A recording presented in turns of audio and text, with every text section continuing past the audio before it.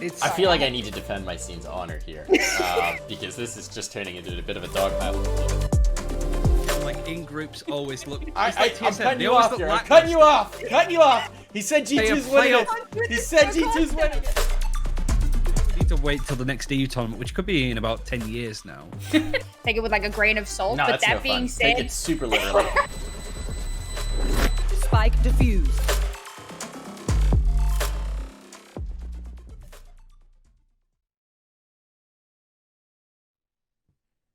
Hello, everybody, and welcome to Press Forward to Defuse, your weekly source of Valorant news and discussion. I'm Darth Mike, joined as always by Sam and Ryan coming through here. How are we doing this week, everybody? A little bit of a slower week. Very slow. Yep. Big patch, not much esports news. yeah, kind of sad. Waiting for that big news drop to come through. I think I saw Liquipedia tease that there was supposed to be more information about First Strike yesterday, so I sat, and there was nothing, and I was sad. We Wait, have who like said that there was meant to be news? Liquipedia. Liquipedia, Oh. their Twitter page, yeah. They lied to know. us. They lied to us. Pet their hands. There were like a couple more crumbs that came out after our show, just from the interview that they had over on Valoranting, so we can maybe get a little more information, but there's not much there. There's not much there. It's really going to be a wait and see. But it's almost October, so at some point we got to get information about these qualifiers since they're supposed to be starting in October. Yep. Yeah. There were some changes this Actually- week, though. Oh, go ahead. Yeah, no, that's just a fair point. Like, tomorrow is October. Yeah. Hold on. At some point, they gotta say something. We are ready know to what to go. do. Oh, yeah, Oh, we're getting spooky boy. season. Spooky season. And it is spooky season if you're a Halloween Jet. skin. These have been here all year. This is just like, I have not touched them in a year, so that just happenstance, I think the word is. That you can't tell We need people that. You Halloween gotta say, skins, I'm just all I care prepared. about. I'm on top of my seasonal decor. Everything's fine. We did have some news happen this week, though, folks. So we are gonna go ahead and run it back. God, I love these transition animations. It's just good. so cute. So pretty.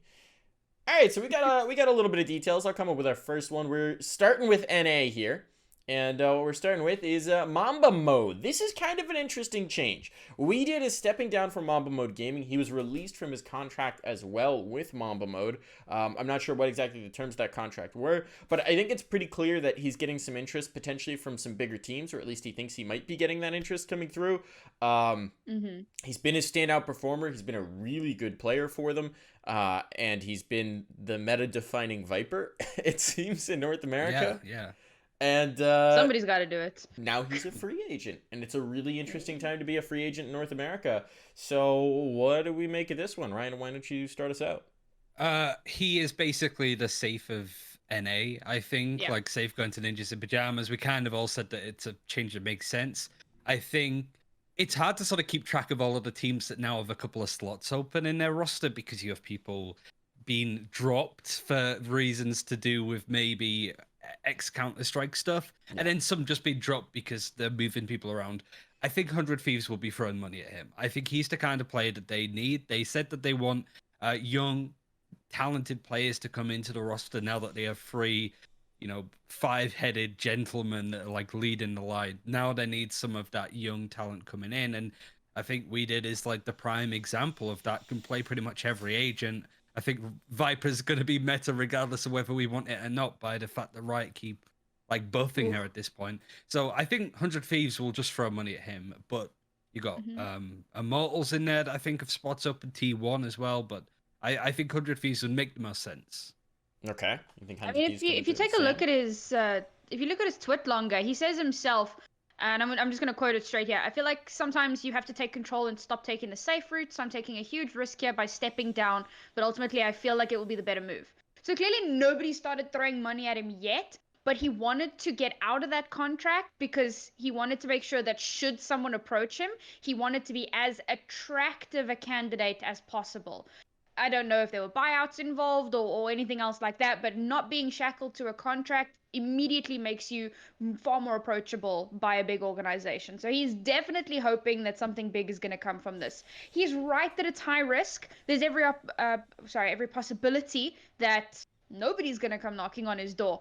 But it's highly unlikely. And as we said, this is the peak season to do it.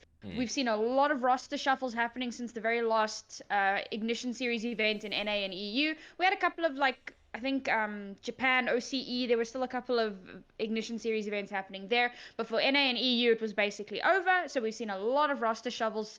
Perfect time to kind of take a step out and hope for a really big signing opportunity. But again, time is ticking out. Tomorrow is October, and first strike is nigh upon us.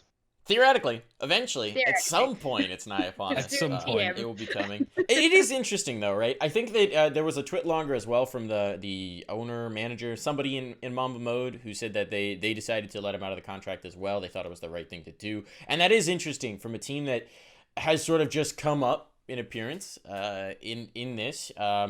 That are, you know, they came out of nowhere. These are not players that we necessarily know from other esports. These are players who are making their name in Valorant. So it's homegrown talent, which we're starting to see be a thing in Valorant. So it could be interesting to see these players picked up by one of the bigger orgs. There's also Dignitas who have spaces available.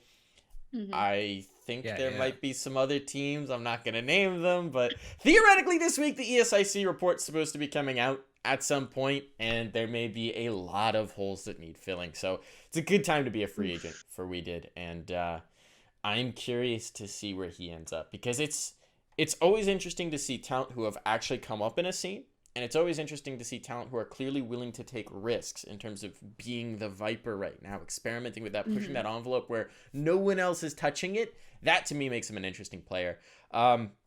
Now, for our next player change here, still in NA, this one's a big bone to you Overwatch folks. It's Boostio. Boostio is making a move. He's been picked up by Space Station. He's rounded out that starting 5. They now have a full 5. Talk to me about Boostio, Sam. So, yeah, pretty solid player in NA, and I'll be perfectly honest, I tended to get confused between NA Boostio and EU Boostio. Like, one was a support player. I believe that was the EU Boostio, was the support player. It was, And then an NA Boostio DPS player. So it makes sense that he made the swap over onto Valorant. And again, you know, we saw a lot of these moves happening because opportunities in Overwatch felt like they were kind of drying up, particularly for the tier 2 scene. Became a bit of a struggle. So a new game came out. He swapped over. Went over second wind, and they didn't really achieve too much. You know, I remember talking about this on an earlier episode where I was really excited to see how they were going to do, and they didn't really make too many waves. And that being said, Space Station, who we also highlighted in an earlier episode, who had just picked up a team, and we were looking forward to seeing what they were going to do, and also didn't achieve too much. So again, this is just the perfect time for those swaps to be happening. And hopefully this is going to give them the level up that they need. I haven't been able to watch too much tape on either Boostio or Space Station, so I couldn't give you, like, definitively this is how it's going to improve the team, this is where it could be a drawback. But I think both the team and Boostio are still kind of finding their feet here. Boostio coming from a team that didn't get too many results, moving over to a team that he's hoping to make a difference in. And I think that's kind of where the story lies. Ryan, thoughts? I think the only caveat, I suppose, is that he was pretty much, as far as I can tell, purely a Jet player, at least when he was playing on Second Wind and Space Station. I imagine it's going to change somewhat, maybe not at all, to be honest. I think that role on the team is still going to be played with the Jet and Operator Nerfs. I think it's going to be tougher, but I even remember he was in the ESPN tournament where they had teams from Fortnite, Apex Legends, Siege, League of Legends. He was like a last-ditch attempt, I suppose, because Seagull had to drop out.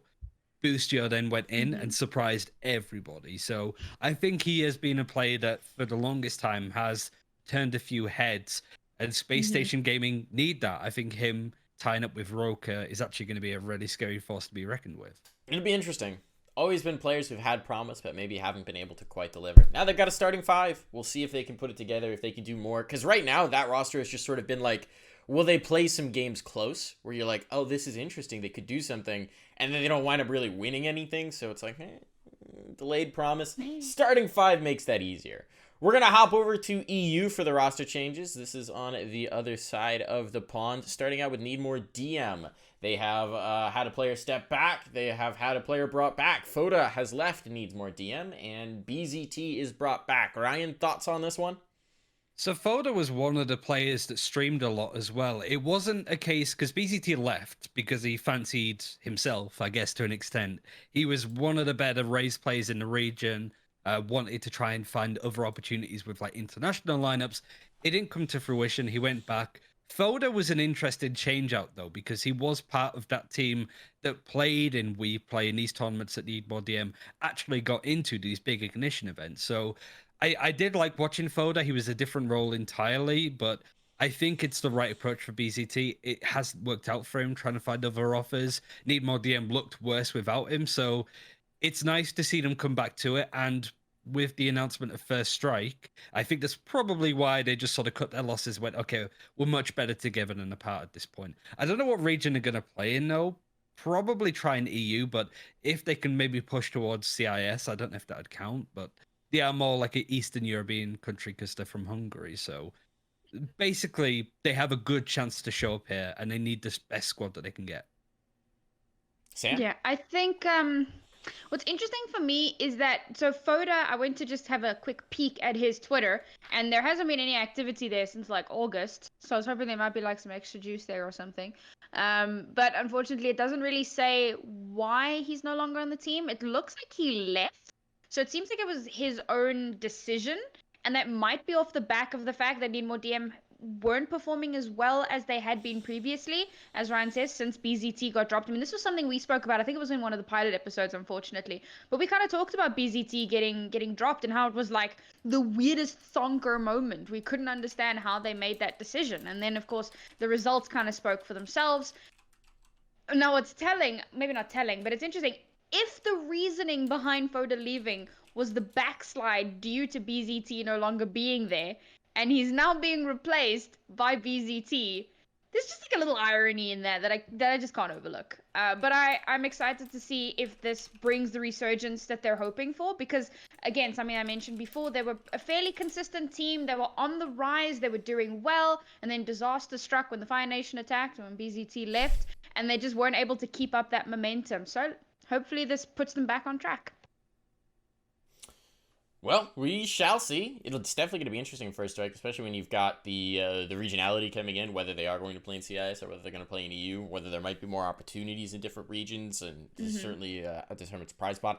It's not quite sure or not quite clear how Riot's going to delineate who can compete where, but we'll see. Presumably it has something to do with closest associated server, geographic location. I'm not really sure. Whatever it is, still from the CIS region, we've got an org that made a big splash in my alma mater.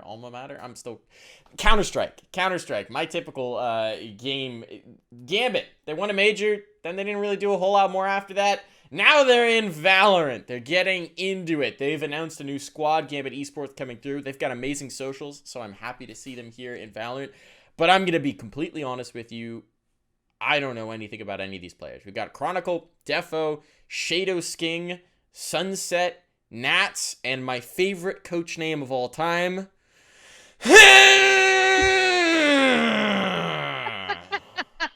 Get out. Just get out. That's what his name is. His name is...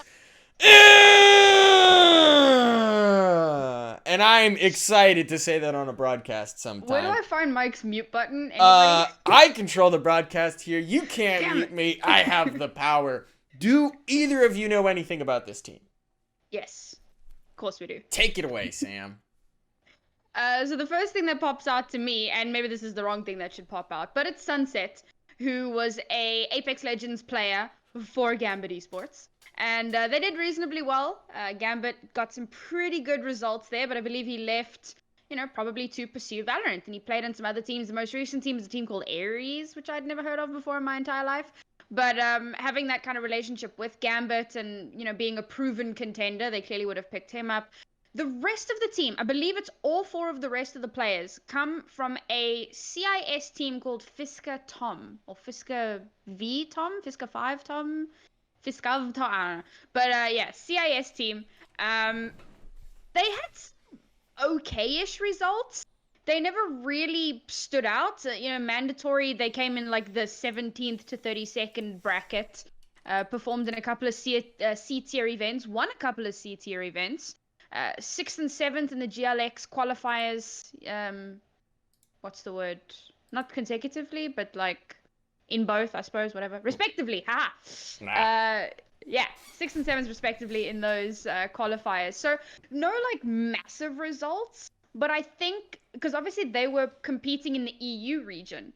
So I really want to see what they're going to bring to the table. If they were able to get those like 6th and 7th places, some fairly good placings in EU, now they're more than likely going to be participating in the CIS region. And I think CIS has never been an easy region, particularly with these TAC FPS games. But hopefully, you know, having competed on EU, who everyone seems to believe is one of the top regions, that's just for some reason everybody kind of thinks that. Maybe now they bring that across, they bring it over to the CIS region, and they get the results that they're looking for. Okay. I think we'll hop on into events now. We've got one to talk about that's very close to our hearts. It's the Nerd Street Gamers Monthly. Thank you, Daddy Nerd Street, for keeping us, helping us keep the lights on here at the podcast. No, the Nerd Street Gamers Monthly has really been the only NA tournament in the last, like, 2 weeks. It was an interesting tournament. I think the main takeaway here is that China Nguyen is dominant in every open tournament that we have in the Valorant space. They won the tournament. They dropped a map to spot up in the playoffs, and I think that's it. Otherwise, they swept through. And, 2-0, a 2-1 to spot up, then a 2-0 in the semifinals against FYB, and then a 2-0 against Luminosity in the finals. So they really just rolled through this bracket, took the top spot. And my big question for both of you is, what is it going to take to get this roster signed? They're winning everything they compete in. When they qualify for a big tournament, they're making runs in those too. I mean, in this tournament, they beat... or they didn't beat, but they came on top of signed teams like Renegades and Box, Luminosity, who they did beat in the finals, Rise, Mamba Mode, High Ground isn't a signed team. They just sound like one. They're beating everyone. Why don't these guys have an org? I mean, we heard rumors that Evil Geniuses might have a team sorted. That would be a good sort of lineup. Like, I think that would be a really good org for them too. Like, because that's the thing right now. You kind of went through your phases T1s, all those picking up rosters, and then like your Space Station Gaming, your Built by Gamers. Not really those like S tier organizations. I think in regards to NA, I think Evil Geniuses is certainly up there. I think it's more reputable and possibly has more resources than the two that I just mentioned. So I think that's the kind of right org to go after a team like this. Like you mentioned, they've got pedigree, they've won open tournaments. They did do decently well at the Pulse series as well. Like that was a team that looked good. But I also wanted to say second place Luminosity. I think that team just doesn't get enough credit. Like they play some really good Valorant. They move players around. They proto, Thief, Stella, who's amazing on Breach and seems to have really come into his own. So both these teams, I do think, need a bit more credit than they probably deserve. And with First Strike coming up, I fancy China Win to at least make the top 8 of the teams that get into the regional section or whatever the hell it's going to be called. Like, it's a really good team. Yeah. I think, like, a big issue with orgs and something that players and I know staff tend to complain about a lot is that orgs don't often pick up entire teams. We've seen it happen from time to time, but it's far more rare than an org coming in, watching a bunch of tape and just picking apart other teams. So that could be something behind it as well. Possibly there are orgs that are still just watching, waiting. Maybe they approach 1 or 2 players from China Win. Maybe we see something like what we saw with Fabrican and Party Parrots, where they just dissect 2 teams and merge them together to make one really good team. I'm not too sure. I think that particularly given the 100 Thieves incident, a lot of orgs are feeling still a little hesitant to just go out and sign a bunch of people. And slowly we're seeing more orgs dip their toes into the water, particularly like the kind of tier 2 or A tier, I guess, orgs are kind of dipping their toes in, getting some teams together, not really throwing tons of money at it, but the really big orgs, the ones that have money to throw around, but that are a little bit more skeptical when it comes to who they're going to pick up, they're being cautious. But I will say that if China Win can continue this streak, then I mean, the opportunities look good, right? There's no way that a team performs that well and just does not ever get signed, at least some of the players, like at the very least. So I think if they can, as I said, if they can keep up the momentum, things look good. But I don't think that the entire team will get picked up as a unit. Okay. I do One want thing to. I did want to add, just real quick. Hit it. I was a bit worried about them when Tighty left, certainly before the Mhm. Pulsar, because they won August for the Nerd Street Gamers Open, and then they let Tighty left, and then they had Mina come in, and Mina has been great. They look even stronger than before. They've really come into their own, and yeah, whilst I was casting Pulse, I didn't really get to see too much of them. Certainly not them do well, because I think they lost to Luminosity in the game that I was watching. But this is a team that has clearly got a good track record, and I think you're right about sort of teams only wanting to pick up individuals. But if you're evil geniuses and you want to at least have a stake in Riot's new big tournament, this is like the most obvious answer to pick up, even if it is just for this tournament, to see how it plays out. Yeah, you're getting a complete package. You don't need to do your scouting. You sign him, you got him, then you let him go, and you see if you need to tweak the recipe. On the subject of recipe tweaks in NA, I do want to just get one note in here that's occurred to me now. I don't have a graphic for this. There are a few more high-ish profile free agents who are going to be coming into the Valorant space. We seem to be having a second wave of players come from CS into Valorant. Particularly Swole Patrol over in the CS space is disbanded. Most of those players are now moving over. I know that they're going to be competing in Valorant under the Orglis 5 roster or whatever they're calling themselves. We've got like Zelsis, Dazzle coming over. So there's some interesting names that could be picked up that could wind up in some interesting spots. That's something to keep an eye on, folks. But we do have one more topic for our Run It Back. One more topic for you.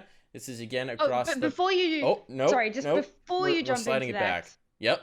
One quick thing that I didn't get a chance to touch on last week, and that is, if you've been paying attention on Twitter, the Magical Girls, all of them have been posting, yes, it's they're confirmed. Signed. So Mel I'm waiting won't for the tell me announcement. who signed them. She gave me like 6 different teams they were talking to, and she won't leak who signed them. But what I will say is, based on the 6 teams she leaked, it's gonna be big, folks. It's a big, hell yeah.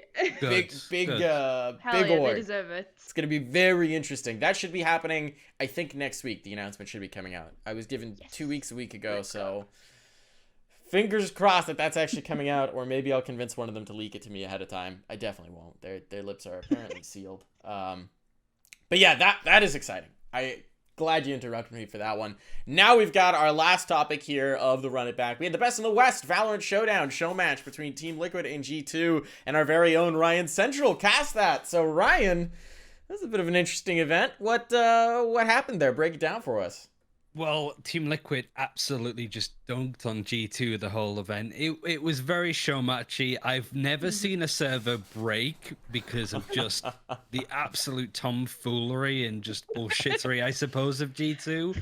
But it was good fun. I think people got annoyed because it wasn't a super serious event, but this event was planned before Riot came out with First Strike, right? As far as I know, at least, I wasn't in on the organization, but you got to feel bad for them. It's like, all right, we have this big show match between 2 of these teams, and then Riot go, we got this big tournament happening. Neither of those teams will want to show their strategies. They won't want to play seriously. So I think they adjusted really well. And actually, I think Team Liquid I know it's a show match, but I watched it and I think Team Liquid mechanically look really sound and look really good when playing. So who really knows at this point? I was just like, it was fun. You watch Scream's perspective. He put out a video and it was just those guys laughing. We don't really get to see the perspective of the players that way, really, especially people like Scream, who tends to be a bit more serious and stuff. So it was a bit of fun. You get to see what these personalities are like. And I think that's so important. So screw anybody that's just like, oh, it was not serious, therefore it was a waste of time. It was fun. That's all it was. Let your hair down, get ready for First Strike, just chill out for an evening. Folks, it was great. We watch video games. It's supposed to be fun. It's okay to enjoy ourselves and have a good time. That's the whole point of the exercise. And when you think that these players scrim for hours and hours and hours every single day, all they do day after day, hour after hour, minute after minute, taking it seriously. If they're not playing the game, they're reading patch notes. If they're not doing that, they're dreaming about the game when they're sleeping. I'm sure Scream is in a few people's nightmares on Reyna. It doesn't end for these guys. So give a break. If they took 5 hours on a Saturday to shoot the shit and play 10-man jet, let them. God. On that note, Praise. I want to see 10-man like Viper, where just the whole site is smokes and 10-man breach. venom, and you don't know whose is whose, so you're just wandering about getting decayed. It'd be very interesting. It would also be about 3 frames per second, so that's probably one of the That's reasons true. why they didn't do it. Like That I is said, they true. legit broke the server that it reset. It That's was amazing. unbelievable. That is amazing. Hell yeah. Yeah, also, so G2 not top of the region anymore. Liquid EU number 1. I think that's how that No. works. Yeah, definitely. That's what's going on here. I did all my prep. To sort of like, all right, this is a real serious match. So I was like talking to Sleggy. I was talking to somebody that was doing, and then it was kind of because I watched a lot of Team Liquid, and I gotta say it's very easy for people to just be like they didn't play controllers, that's why they lost. They lost because they just played really bad. Like they overfaced. They were really bad post plant. But I do think Triple Duelist, especially now with a Jet Nerf, might have more say to it because the way that they used utility and executed onto sites was insane. It's just a shame it didn't really work out that well. So I'm really excited to see what more time on this comp does for First Strike and Team Liquid. All right. That's all I wanted to say for this week before 10 Jets came out. And I was like, God damn it. Like, all those hours. Very serious Valorant being played here. Exactly. Well, we're now going to look ahead a little bit. It's kind of a look back. It's kind of a look ahead. We've just had patch notes come out here. So we are going to call this a Recon Bolt because it's kind of thinking about how this is going to impact the future of competitive Valorant. We don't normally get into patches here, little tweaks to things. We leave that to other places, stick to the esports. But this is big, folks. This is big. I'm pulling up the patch image right now. The big one is the operator changes. The operator has been nerfed majorly. We've had a bunch of other tweaks, but let's talk about this. Operator has changed. Is this going to radically change the face of what we expect from competitive team Valorant? Sam, start us off. I think what this really does is it shuts down offensive operators more so than defensive. Defensive are going to be holding angles like they have been. Jet is still able to do a lot with her mobility, so there's still that. I do like that they've increased the price quite a lot because, and this was something, I think it was in the patch notes where they said, you're seeing operators coming out on round 3, which is ridiculous. And then that just creates the ultimate snowball because the operator is so powerful right now. And it's fairly easy to use as well. So increasing the price obviously means it's way more high risk, high reward. Because if you lose that operator on round 3, your economy is... words that I will not say on broadcast, but y'all know where I'm going with that one. It's just not ideal. And all the other stuff, they seem like really small changes. I mean, if you look at the numbers, reduced fire rate 0.75 to 0.6, like it looks really small, but it makes a difference. And then of course the biggest one, I think, apart from the price change, is of course the jump peak change. That is gonna screw over so many players, particularly the Jets. You have to take a little bit more time to stabilize, and that makes you a little bit more vulnerable as you take those shots. I was watching somebody in the training range, and it was like jump, shoot, miss, because the time that it takes to stabilize is so much longer. I think that's particularly why I think it's going to be so much harder for offensive operators, because you kind of need to be able to jump into the line of sight, get the pick, and get the hell out. Whereas the person you're aiming at is literally just going to aim down that angle and wait. Yeah. That's where that is. The question I'm going to pose to you now, Ryan, is this going to lead to a shift in what we view as the hierarchy, the power rankings, if you will, in teams? I know we saw some discussion on Twitter. People are, memeing, oh, TSM's done. They don't have the Wardell op. Isn't going to be as potent anymore. Like, things are going to change. Obviously, it's going to shift the power balance. But do you think it's radically going to upset the hierarchy? I think by a little bit. I don't think as much as people may be expecting. Like I sort of mentioned before, I don't think, with the Jet changes, for example, I don't think we're going to see a dramatically less amount of her because of those changes. The operator is still a really good gun. It's just too strong in certain areas. Like, there's a really good explanation from Max Grossman, who's like the lead agent designer at this point. I don't know why he was talking about it and not Nick Wu, but Nick Wu also spoke about it on a podcast with Mendo. Like, it was just like a full hour interview. I guess the point is that it was really good at re-peaking an angle, which I think was the main proprietor of why it felt so strong, because you could hold an angle, you miss a shot and you get pushed off it by a breach. there's no real problem with you just aggressively repicking it again, getting a frag, and then dashing out, for example. So I feel like in those areas, if you miss, you'll be punished more, and you can't get away with half as much as you used to. The prize, though, just completely like screws it over completely, like especially for overtime. So, in short, I think that it is going to have an impact on some teams, but I don't think it means that TSM are going to fall off the face of the earth because of it, or G2 with having Mixwell on the Jet.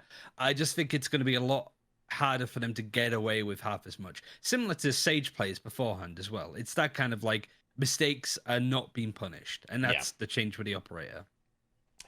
Like, overtime hadn't even crossed my mind, but I'm glad you brought it up, and I actually like this because you only get 5,000 credits in overtime. So I think that making this a little bit more high risk for you, like if you take the op, you ain't getting nothing else for that overtime round. And I think making it that little bit more risky to take the operator, I prefer that in overtime. It's my 2 cents. I'm gonna say that it's time for the revival of Skadoodle.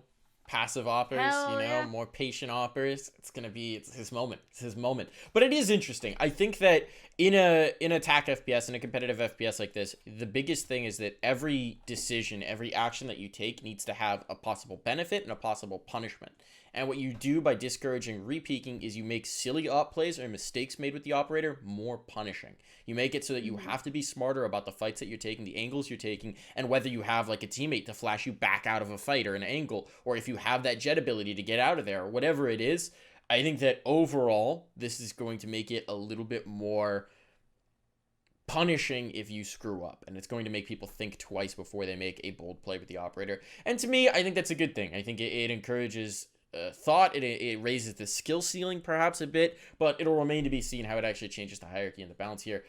We've got somebody who's just popped up in chat, and he's here just in time because we're about to get into his viewpoint on a particular issue. We're going to Nerf that, folks. We're going to steal someone else's view and talk about it. Anders has popped up in chat, and he's the one we're stealing from this week. He posted a very good video breaking down an Asian tournament where they brought in hero bans for the first time in Valorant, and we're gonna talk about this. So let's break into it. Sam, why don't you start us off here outlining what he talked about in the video? So this was a Japanese event, the Extreme Masters, AWX, I think it was, like shortened to. And it featured some of the big teams, most notably, of course, Jupiter, who have been dominating the Japanese scene at the moment. But like you said, one small caveat, they had agent bans. 1 ban per team per map, so 2 agents per map got banned.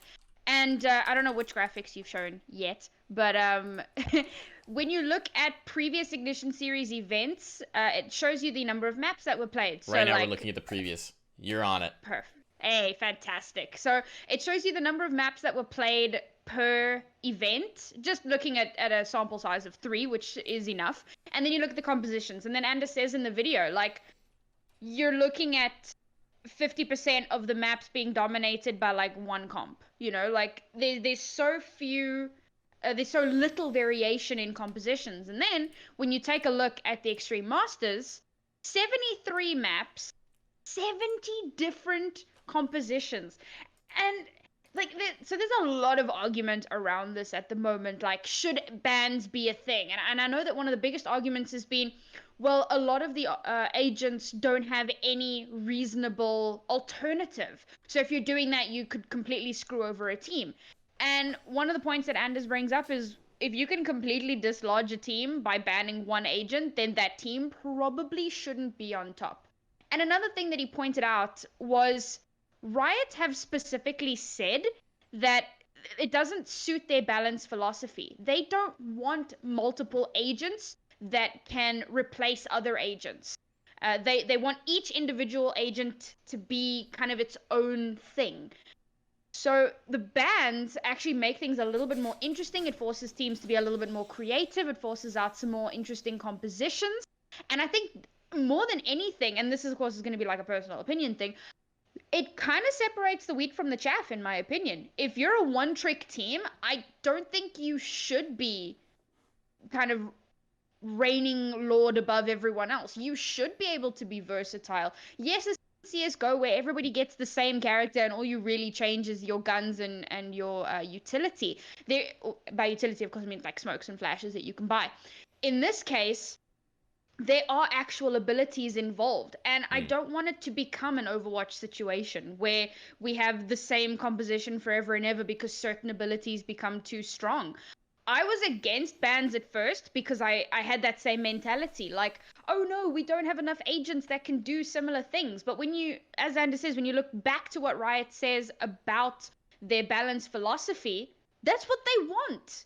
And if that's how it is, then it's very likely we will actually see bans in the future. Ryan, thoughts? I think the common thing here is that people will say they're down, I suppose, to have like pick, draft, and ban phases in games, whichever one of the systems really. But it's a bit too early, and I disagree with that, partly because you can double the amount of agents in the game, and like you mentioned, all of them will do things differently, and it will force out different compositions. And that's one of the things that I adored about Overwatch in the early days is, why did this pro team pick this composition? What is their win condition based off what they're playing? You don't really have that in Valorant already. It just kind of feels like this player's going to play this. And another big thing about Overwatch, one of the reasons why they haven't done like bans like that is, the argument to quote is like, oh, but we want to see Jonak on Zenyatta, do we not? We want to see him play his best agent. And it's kind of like, I want to see the best players be good at all of the agents. That's a fascinating thing for me when it comes to League. I never really watch it, but I like the fact that these players are just good across different champions in that game. I think for me personally, though, it's more of a case of, you have a rip cord. It's what World of Warcraft's been using at the moment. The whole idea that they have like a system in place that people don't like, and they've described it as like, oh, well, if people don't like it, we can get rid of it. But once we get rid of it, we can't put it back. And that to me feels like ban phases and draft picks is, once it's in the game, you can't go back. It's much like 2-2-2 in Overwatch. Yeah. You cannot go back to not having that system in the game. It's a full dedication, and that's why I personally like, let's just give it a bit more time. It's not that we don't have enough agents, we do, but I feel like it's a decision that has a lot of weight to it because it affects the rest of Valorant's lifespan. You can't just revert a change like that without completely destroying some aspects of it. But it's better now than, say, Overwatch, where they have players playing certain heroes in that game. Then they are 2-2-2, and they're just completely lost. Like Brigitte players that are just kind of like, shit, my whole role is gone now because they made this change. So Riot, I think they should add it, but it has to be very careful and deliberate.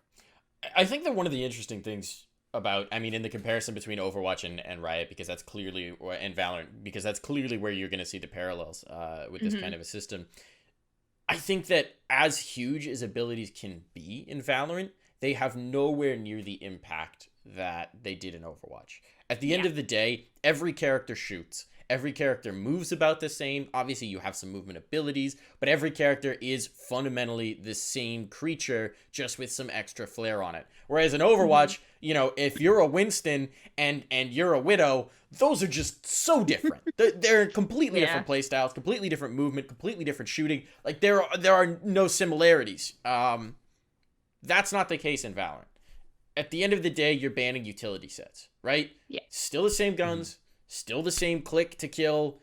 There's not a huge shift in the way you have to play in terms of space. You're changing the comfort level. You're changing the strats that people can use, but you're not going to fundamentally break the way they play the game if you remove a character, right? You need to be able to flex the different comps. We see Anders in chat talking about it, where he was thinking that, you know, it would be an issue if there were 2 agents you could remove that would break the way people play the game. But there's just not. There's not that heavy of a dependence on one agent's skill set. So banning characters doesn't break anything fundamentally. And of course, as we get more agents, which we should be getting 4 a year apparently, which is a lot. 1 in 2 weeks. A new one in 2 weeks. As ridiculous that is. I'm scared. There should seen be some of the leaks. It's terrifying. There should be more and more flavors coming through. Wait, there's leaks? I haven't seen these. What's going on here, Sam? Are we getting a flying monkey? It's like a hunter agent, isn't it? Similar. Something like that. Close. Yeah, I'm trying to remember what I saw, but it looked kind of scary. I think one thing that I did want to say about Banzo is that this is why Sliggy plays weird stuff with Team Liquid, because he is adamant that we're going to see a pick ban phase within the year. Like, he is so sure on that.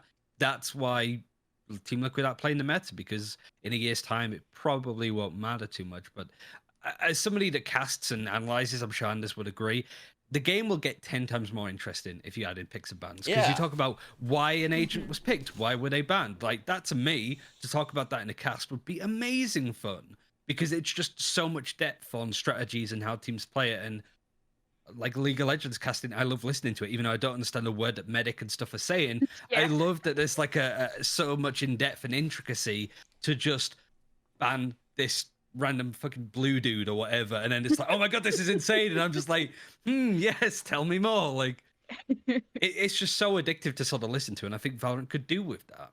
Yeah, it certainly is going to make analysis desks more interesting. 100%. Even beyond the cast, you could just talk about someone clicking someone's head, like you could just go into that. But for a desk, this gives them so much more meat to unpack and just dig into. So it should keep things spicy.